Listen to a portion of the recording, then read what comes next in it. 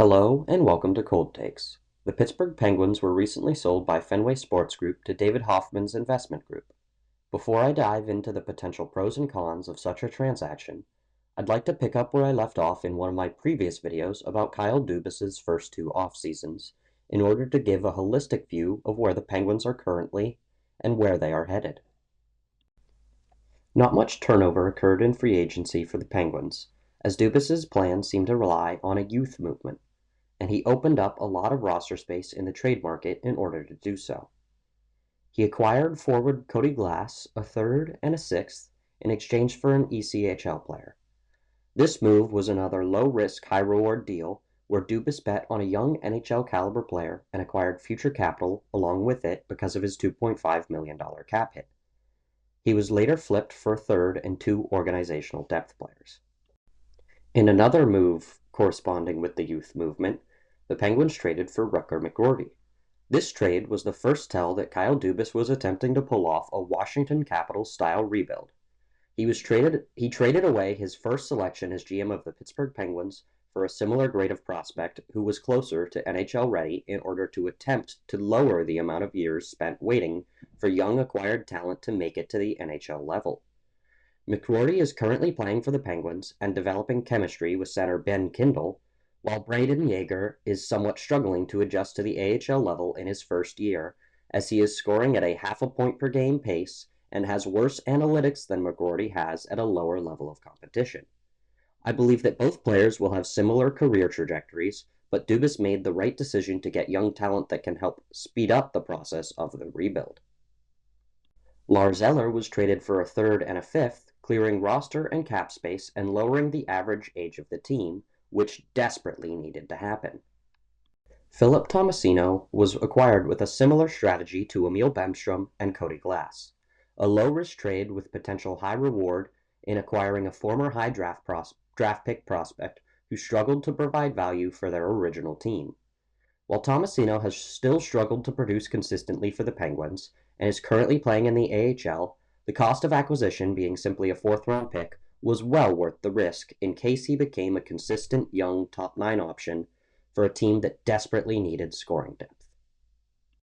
The 24-25 trade deadline saw some longtime Penguins leave the roster, including Marcus Pettersson and Drew O'Connor being traded to Vancouver in a deal that returned a 2025 first, two cap casualties, and one that was later flipped for a fifth, and Melvin Firmstrom, who was a former third-round pick.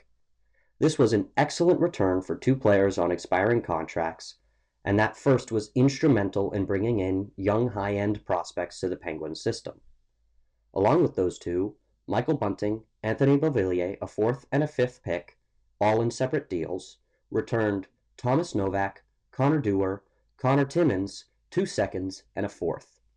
This deadline added to the surplus of picks that the Penguins already possessed and added to the arsenal that Dubas may use to improve the roster in the 2026 offseason.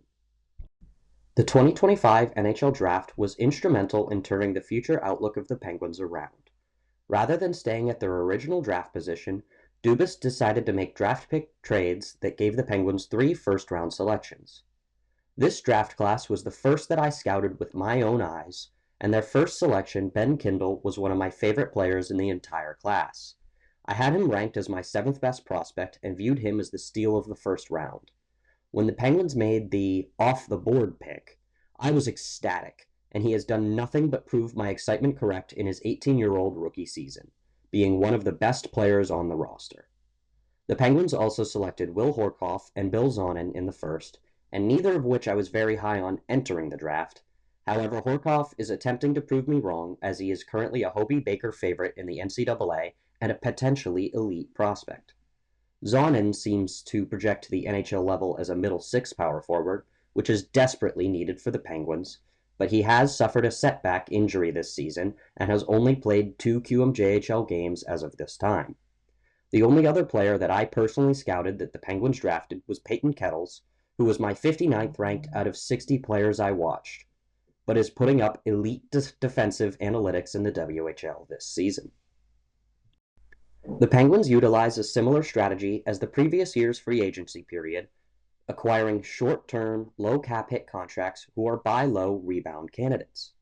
They signed defenseman Parker Wotherspoon in order to add depth to a side of the defense that was, and still is, severely lacking in skill. They also added forwards Justin Brazeau and Anthony Mantha on short-term, low-cap hit contracts, who both have meshed very well on a line with Evgeny Malkin. Mantha is on pace to have a 55-point season and has shown the ability to produce on multiple lines and deployments.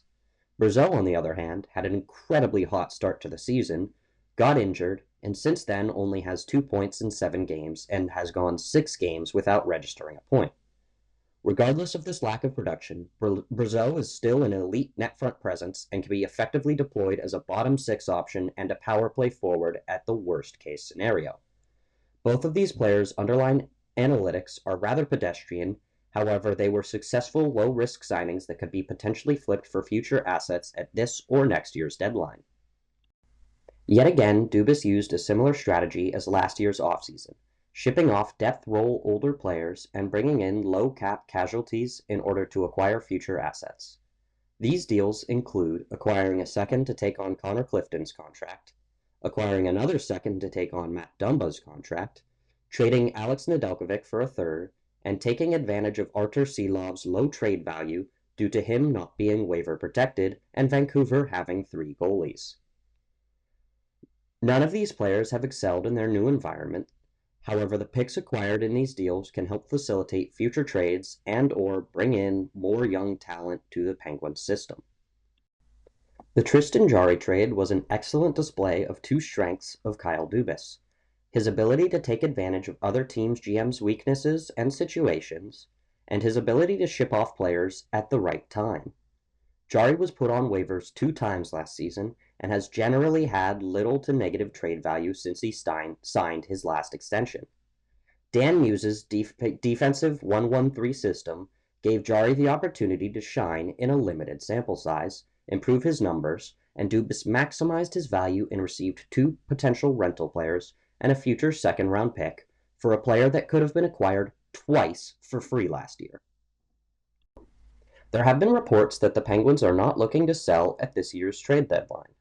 I assume that this is in order to keep Crosby happy and attempt to push for the playoffs for his sake, but that doesn't mean that one of the most active GMs in the league is not going to make any moves. This helps support my and reporter Josh Yohe's theory that Kyle Dubas wants to build on a moderately successful year and utilize some of the abundance of cap space and future assets at his disposal in order to acquire young talent that can help the team compete for the playoffs next year and for the post-Big Three future. The Penguins currently have, in the next 4 years, all 4 first-round picks, 9 seconds, and 8 thirds. If you believe the reports and speculation surrounding the Penguins' plans, some of the abundance of picks will be utilized to bring in young talent in the 2026 NHL offseason very aggressively. And finally, the sale of the Penguins will go down for $1.7 billion, and FSG will no longer be majority owner of the Pittsburgh Penguins. FSG was a polarizing ownership group as they severed the relationship with franchise and league icon Mario Lemieux, changed the family culture to a corporate one, and presided over the end of the 14-year sellout streak. While I liked most of their on-ice decisions, mainly hiring Kyle Dubas and heavily investing into the team and facilities, I can't help but listen and agree with some of the complaints about the off-ice business.